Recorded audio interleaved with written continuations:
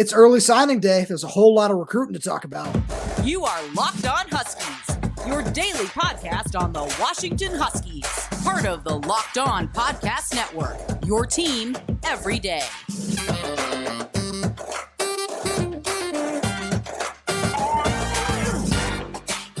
Welcome back into another edition of the Locked On Huskies podcast. I'm Roman Tomashoff. That's Lars Hanson. We write for Inside the Huskies of Fan Nation and Sports Illustrated. You can check out all our written work over there, si.com/college/Washington. Thank you for making this your first watch or first listen of the day, especially today on signing day. And just a reminder that today's episode is brought to you by FanDuel. Make every moment more. Right now, new customers get $150 in bonus bets with any winning $5 moneyline bet. That's $150 if your team wins.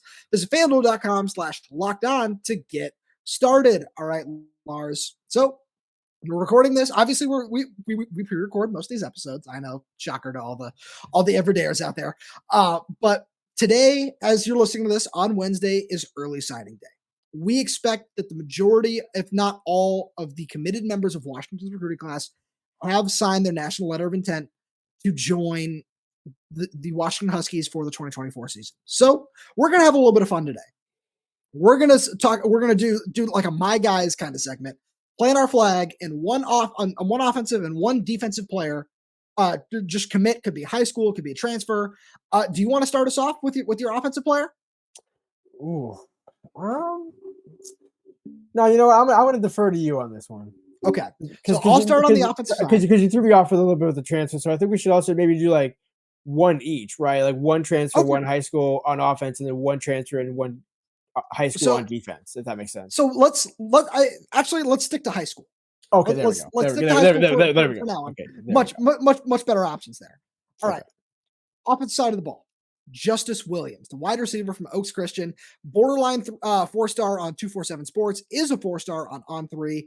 And Lars, man, I love this kid's film.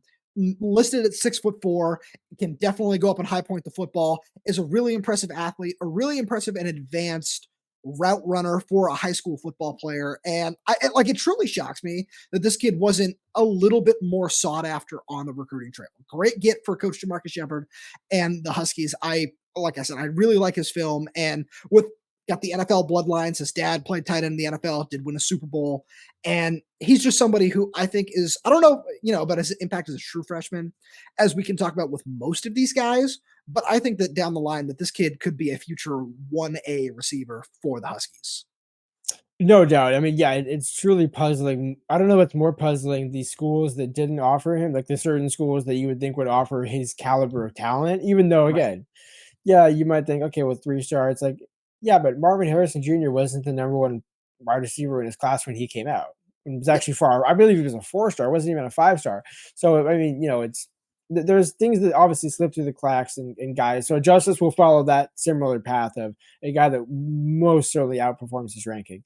Similarly, I'm going to take a different approach. I'm going to go with one that's more of a home run on defense. Okay. Noah Carter. Reminds me a lot, and in a way, it's almost like getting Braylon Trice back when they did in 2018 or 19. I believe 2019. 19, yeah. 2019. It was one of those major victories. You get over a number of marquee programs. A kid out of Arizona, especially with the move to the Big Ten, you want to keep kind of your West Coast option. We're going to call Arizona West Coast because it's on the west half of the country. It counts, right? So, but the point is because you want to keep those players to your school, right, or to your side, because you don't want Ohio State coming in and taking these guys, or Louisville, or name any school west of the central part of the United States. So to get him, and he's the guy that I think we've talked about it ad nauseum, but a guy that doesn't have to come in right away. But I think honestly, his play is going to allow him to burn his red shirt next year. I think both on special teams and on defense, because first of all, you're always going to have injuries, whether or not that's to certain key players or not. I think that's going to open a door for him. And he's just like his athleticism and his kind of just natural ability to play. Those are the type of guys that find the field as true freshmen. In a way like Jacob Lane, but just has more tools than Jacob Lane, right? So right. I would be surprised. I mean, it would be an obvious luxury for them to redshirt him. But I think he's just going to somehow find a way, kind of like Tybo, to where he gets like 6, 7, 8 games. Maybe he doesn't play a whole season, but certainly is going to find time on the field as a freshman. No, I like that a lot. And that's something else that you and I have talked about on the show from recruits that we've talked to, saying that, yeah, the defensive coaching staff is telling me that I'm going to have an opportunity to get on the field early. So I agree with you there. I can definitely see a scenario where he's burning his red shirt. In a similar vein, I'm going to go with a guy who recently got upgraded to a 4-star recruit by 247 Sports. And that's somebody who I've been talking about for months. And that's Ratumana Bulabulavu, the defensive lineman from Army and Navy Academy in Carlsbad, California. Lars, I just remember watching his film for the first time when I heard that he was going to be coming up for an official visit, and my jaw dropped because he is such an impressive athlete. And for somebody who was very lightly recruited, flew so far under the radar, didn't pick up a ton of offers, and just like probably playing at a smaller school, there are probably a whole lot of factors that went into that. But when you turn on his film, you say, this dude is one of the best pass rushers I've ever seen. Like just at a high school level, he's recorded 43 sacks over his final 2 years of high school football. Do high school football stats count at the college level? No. But do they signify what is possible? Yes, absolutely. So I think that this dude has the potential to play all over the defensive line. He could, in the same vein of BJ Green, Boyd Tanufi, could play edge rusher, could play interior. I'm very curious because he's listed at 6'4", 260. I think that he could definitely add 15, 20 pounds to his frame and do a little bit of everything in just this hybrid pass rusher mold that we're seeing become very prominent just at the college level that we've seen this Husky staff like to deploy. But I could not be more impressed with his understanding of how to rush the passer combined with his first step and athleticism. And I just think he's going to be a star at the college level within 2 to 3 years. Yeah, I mean, the thing, the note about Voight-Tanupi, like that's the thing that you would almost expect from a guy like that. But maybe he's undersized, right? Maybe he's 6 foot, Sure. 6'1", has to kind of he's playing with a lower pad level. But no, he's got the ideal size, and as you pointed out, can even add more to it. So it's like, how does a guy like that, almost at a prototypical, yeah, he's not your prototypical 6'4", 300. But that's almost not what colleges want nowadays. You want guys that are athletic that can kind of be disruptors and also be able to, hold their own against the run, right? But that's exactly the kind of guy they need, especially as a building block as a freshman, right? Not just to get guys in the transfer portal. No, absolutely. So similarly, I'm going to stick to linemen, and the other one I Okay. was going to say for offense would be Paki Finau, because I like with that our kid a lot. because with our conversation about you're getting Drew as a party as a multiple year guy in the transfer portal, you still want to also continue to develop top end elite offensive linemen. And Paki Finau checks every single box that you would have as an offensive lineman. And I think as a bonus, he's also going to open some potential future recruiting roads for Washington with maybe a couple of teammates. I know, was it Caden Carson Cox? Cox, the running back. Yeah. In the 2025 class. So you're not taking Pocky just to get him, right? But it certainly helps. But I think more so for Scott Huff, like this is his kind of quintessential lineman, right? 6'4", 265 is what he's listed at, probably closer to 270, I would say. You want him up to what, 280, 285? Because probably close to 290, I would say. Right. I add an ideal weight, but I think he has the ability, almost like Parker Brailsford, you can have him be a little lighter. Not too much, right? Maybe For sure. closer to 285, but not because you don't want him 265. That's not going to happen. But when he gets on campus, gets in, because I believe he's enrolling early, if I'm not mistaken. I think you're correct. Yeah. I believe it's in January. So also getting him into the program with almost an entire offseason of conditioning will be massive for his development. And then we've seen Scott Huff kind of trend that way with some offensive linemen. Zach Henning was an early enrollee. There's a number of guys who have come in either winter or spring quarter, gotten ahead of the track, and as a result, ended up seeing the field the same year. So I think it's important for Pocky to get it now because Scott Huff has proven he's willing to play guys that are young, and I think Pocky can play a number of positions. No, I agree with you there. And so I'm glad you said the number of positions thing, because when I see his film, I look at his frame, everything about him, he just reminds me so much of Troy Fautau. Because he's got that same frame, that same athleticism, which is just mind-blowing watching him get downhill. He's so fast off the ball. Love to see that. And he could play guard or tackle. I think he might be better suited as a guard, just with that athleticism and getting him out in front pulling, where I really think that he could be a top-tier guard. All right, we're going to stay on the recruiting topic, but we're going to get into wide receiver Aaron Butler because there's some big news on that front. And of course, that's going to come after we give a shout out to our friends over at FanDuel. As the weather gets colder, the NFL offers stay hot on FanDuel. Right now, new customers get $150 in bonus bets with any winning $5 moneyline bet. That's $150 if your team wins. If you've been thinking about joining FanDuel, there's no better time to get in on the action. The app is so easy to use. There's a wide range of betting options, including spreads, player props, over-unders, and more. So visit FanDuel.com/lockedon and kick off the NFL season. FanDuel is an official partner of the NFL. And as we always do, just a reminder to Husky fans that we're going to have some really fun parlays and all that sort of stuff coming up that you can place on the FanDuel app for the Sugar Bowl. So make sure you stick around for those as we get closer to the game. All right, Lars, let's talk about Aaron Butler. He's somebody who you and I have had discussions about on this show, off the show for a while, but some big developing news from ESPN saying that Aaron Butler will not sign in the early period, which I think is a really great development. That's also huge for Washington. Yeah, exactly. Because as we discussed kind of at length, over the past week and a half, 2 weeks on the show, that a lot of his almost entire fit at Washington is dependent on somebody leaving the room and creating the space. So now that he's going to delay that, and because originally he was going to sign during the 72-hour period beginning on December 20th, which is obviously National Signing Day today, but that's the early National Signing Day, right? So the traditional one used to always be everybody had to wait through the dead period in the end of December to mid-January, and then the last kind of 3 or 4 weeks sprint to the first week of February. But now kids have the option, if they want to sign early. Butler was initially going to take that plan. The fact that he's not tells me Washington certainly still has a chance with him, because by then, I mean, the national championship game, I believe, is January 7th. So we're 8th. So close. So point being, that's still 2 or 3 weeks after, and the deadline for players to declare for the draft is January 15th. So there's at least a week and a half or 2-week period where Washington will absolutely know who is coming back and who is not. So then that opens the door. Okay, hey, Butler, now we got a couple of weeks where you can come up for an official visit with your entire family to Washington.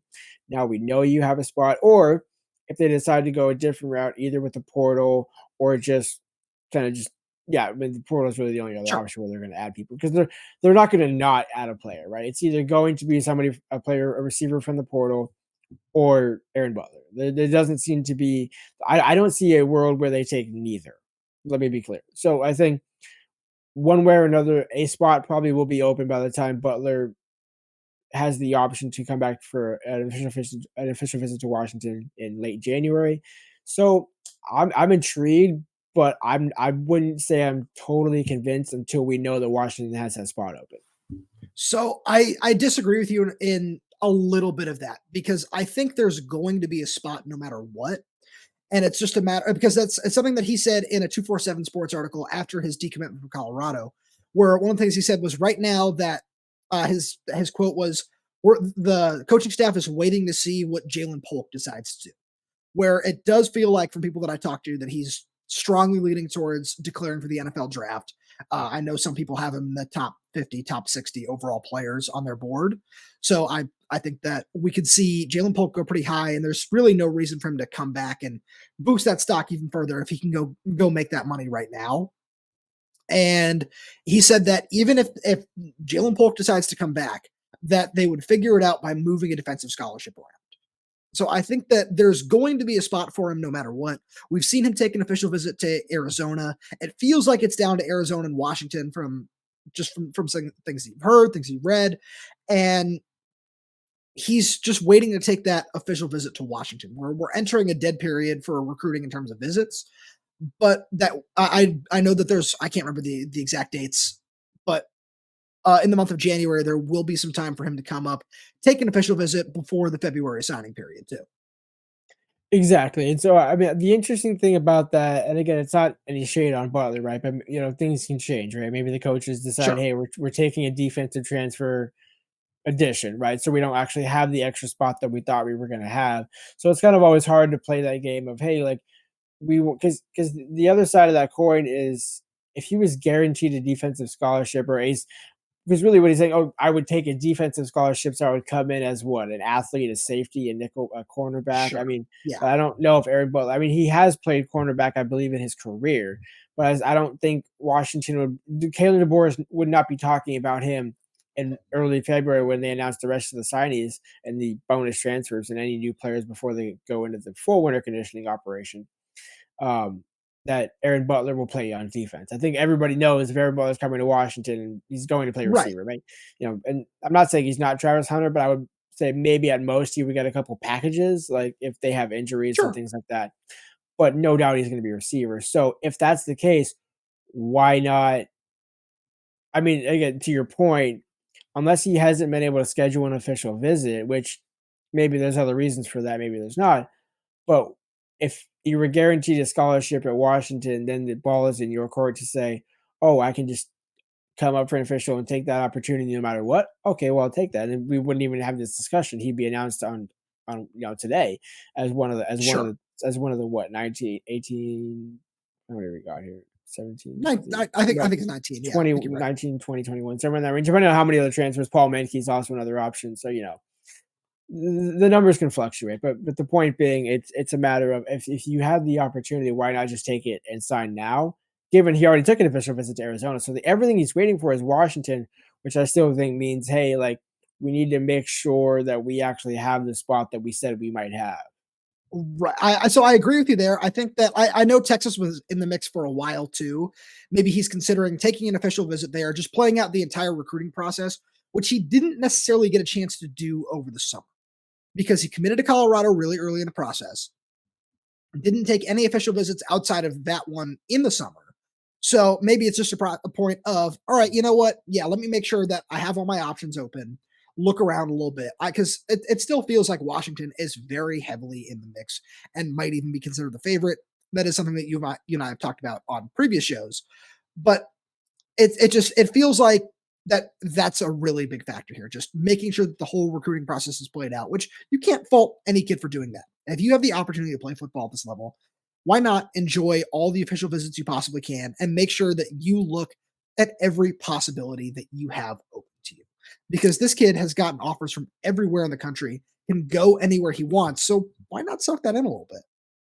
No, no. I mean, well, that's also part of the argument for Washington, right? That was the initial Sure. argument, right? Like if you have the opportunity to visit Washington, you're almost doing yourself a disservice by not, right? Even if you don't sign, knowing the pedigree of the offense, you're in the college football playoffs, like, and you got Jamarcus Shepard. How would you not want to at least do your almost due diligence, right? Take the entire family up for an official visit, get the full works, and then if it ends up not being a fit or something doesn't come to fruition, so be it. But at least you now have those relationships established and everybody's been there. So if a year or two from now you decide, oh, hey, I want to transfer from Texas or Arizona or whatever, Washington already has that established connection. And it's not, oh, hey, I came up for a couple of visits, a couple unofficials, but I didn't get a ton of time and this and that.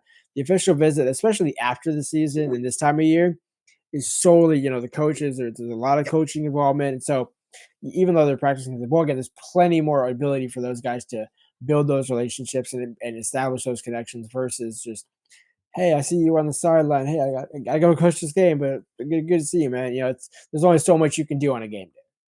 No, I agree, and that's something where we saw them do that full court recruiting press for Caleb Presley last year, pun somewhat intended. But we saw that full court press late in the process, got him to flip on signing day, which was really big for just recruiting in general. And I think that we could definitely see something like that happen with Aaron Butler, where it feels like they like to do this big recruiting visit in June for a couple of different reasons, just to try to like get that momentum rolling and focus on everything at the same time. Like we had a couple of questions over the course of the year. Well, why don't you talk more recruiting during the season?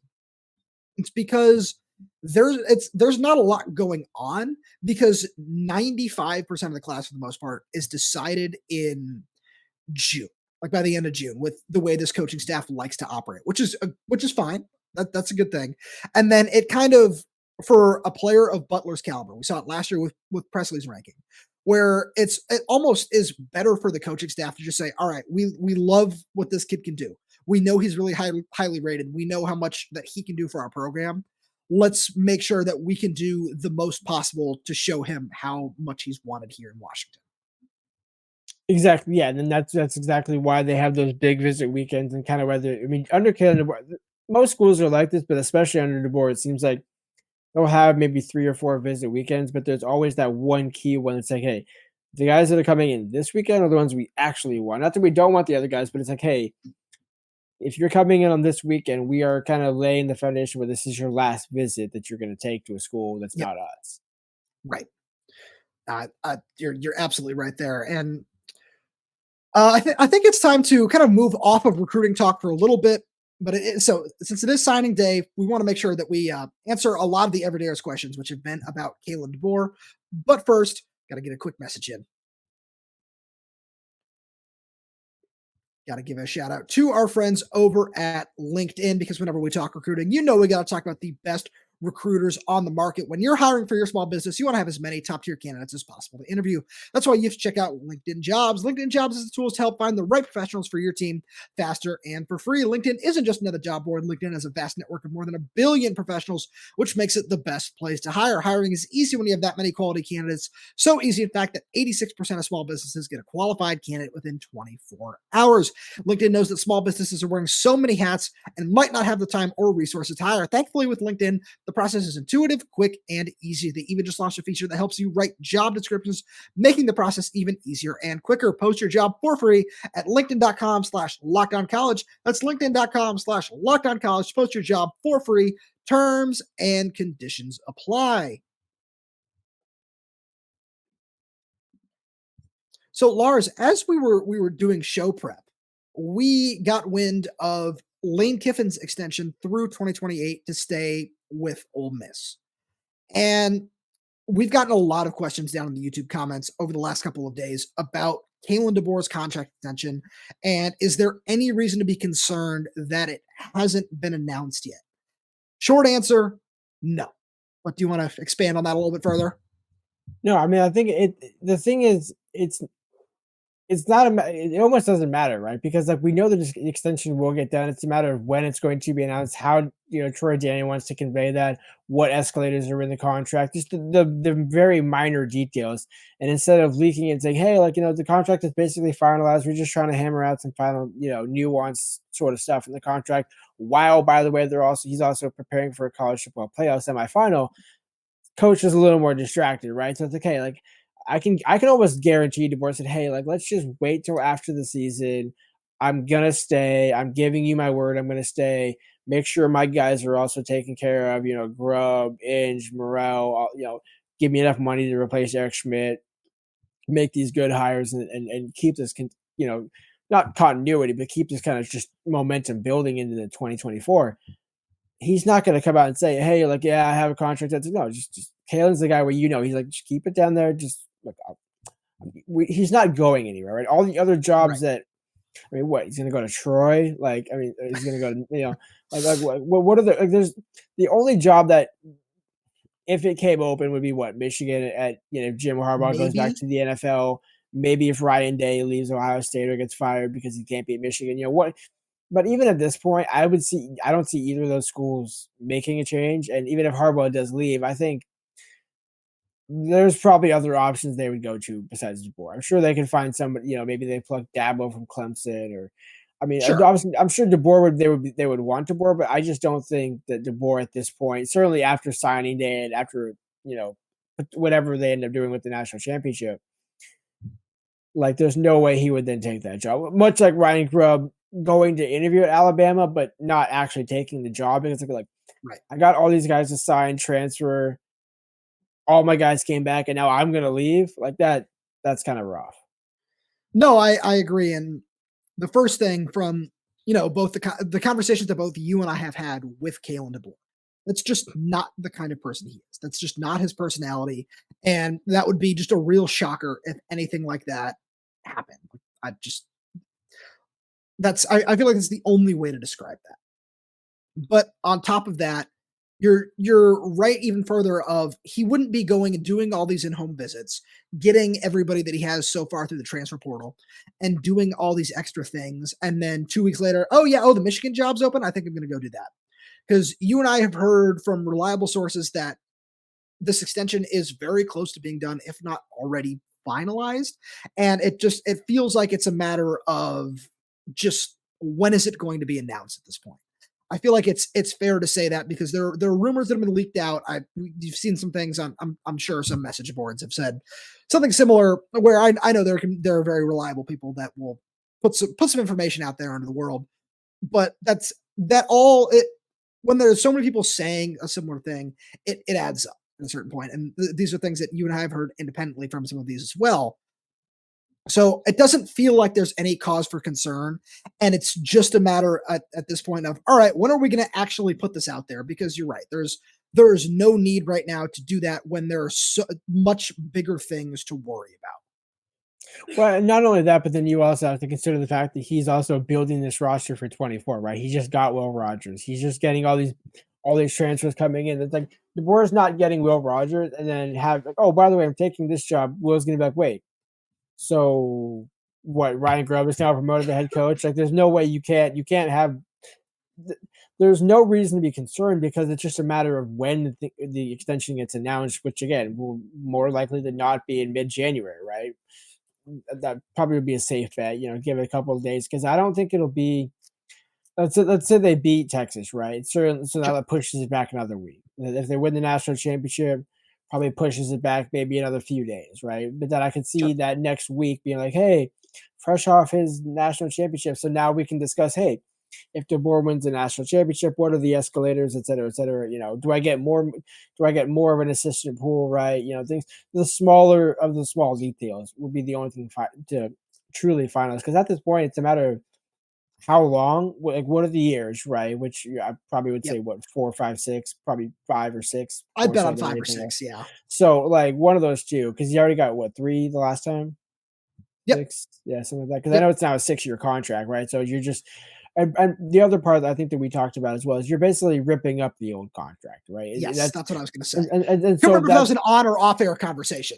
Right, exactly. Yeah, to be fair. So I believe it was on it. That's the only reason why I'm repeating it. But otherwise, yeah, full credit to you where you're like, hey, like that contract got to go. Like that, we just got to start all fresh. And which I mean, I would expect nothing less, right? Because why would you continue to build on a contract that, I mean, given no offense to Jen, but man, the way she swindled Jimmy Lake's contract, I think Troy Dannon wants just to rewrite every single contract that So you might be right there, but I also think that it goes a step further than that because all of that was announced and signed and everything before the Big Ten, before there was any guarantee of media rights. There were so many other things that were still a question mark when the original contract was signed, and then when the extension was signed last season.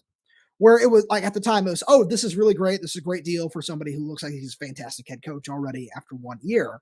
And then, of course, we see all that success amplified even further in year 2. But then, of course, you add in the Big Ten. Now that there's guaranteed money. Well, it's not necessarily the best deal from what Washington is putting out there right now. It's something, and it's a really great start. Because I know that there are a lot of people who are saying, oh, well, Washington and Oregon should be getting a bigger share of the pie. It's like, that doesn't matter. That's besides the point right now. But just knowing that that's all guaranteed now, whatever that share of the Big Ten media deal might be, it's a little bit easier to just, like we just talked about, just shred that contract and say, all right, we're starting over from scratch, which will also make things take a little bit longer in that sense, which is not necessarily a concerning thing, because I know some people said, oh, well, when Kalen was asked publicly about his contract, the words that he used weren't super convincing. I think you and I both disagree with that statement because he said exactly what needed to be said. We're working on that right now. Don't really plan on going anywhere. And just knowing his mannerisms and the way that he talks about certain things, there really isn't anything to worry about on that front. No, I mean, because again, yeah, it gets back to the point of like he's building the roster, he's doing there's no reason why Kalen DeBoer. I mean, what, he's going to go to the NFL? I mean, I think that's the only actual realistic. Like if you're making the argument, well, what if another job becomes open? Like, okay, name me a college football job that of prominence would come open between now and the end of January. Right. Maybe Michigan, right? Michigan being because of Jim Harbaugh, not because Michigan would want to get rid of Jim Harbaugh. And even they're having extension talks over there too. Like that's still something that has come out. Well, and speaking of contracts being interesting, I got to imagine that contract's that is not no 3-page memorandum. That is a book. That is a yay thick contract right there. That's a page out of the that's a chapter out of the NCAA playbook. Like that right there. It's so in the event that you do this, in the event that whereas DeBoer, it's like, all right, if you win this, you get this. Here's your base, here's your pool. Daughter's tuition's covered, obviously. Yeah, here you go. Expenses. You want a golf membership? I know you're a big golfer. There. So right. Other than that, I mean, like company car. Private jet recruiting, like that. I mean, I think that is the which I believe they do have. I don't know if it's necessarily. It's not the university. It's obviously it's friend of the friend of the friend, but it's used for that reason and to get coaches around. And I think that will be the level that Washington needs to rise to, because Kirby Smart and those guys, I mean, you see Nick Saban fly in a helicopter and visit, 7 or 8 kids in one Friday evening. It's like DeBoer, especially when you're recruiting the state of California and everything else, like you're not doing that in the state of Washington. You're doing that in other states where you're like, hey, I need to hit like 4 or 5 places. I can't just zero in on this one kid and hope that I get it. Right. No, you're absolutely right. I feel like that's probably a good place to wrap this discussion up for now, because just the long and the short of it is there's nothing to be concerned about, but it's all just kind of the nuances that might be the biggest thing that's holding this up. But even everything that you and I have heard about that sounds really positive. So just nothing to be concerned about in the short term. And Lars, as always, thank you so much for being here. Thank you to all the everydayers for tuning in. We really appreciate your support, and we've got so much great content coming your way from signing day over these next couple of weeks as we lead up to the Sugar Bowl. So make sure wherever you get this podcast, you hit that subscribe button, whether that's YouTube, Spotify, Apple Music, Amazon Music. We're there. We're everywhere. We're updating this channel every single day with new content. There's always something fresh for you on here, so we really hope you enjoy it. Like the video if you can. Leave us a 5-star review if you're audio only, and drop a comment down below if you have any questions, comments, concerns for us. We try to get back to as many of you as we can. Thank you so much for tuning in, and we will talk to you on Thursday.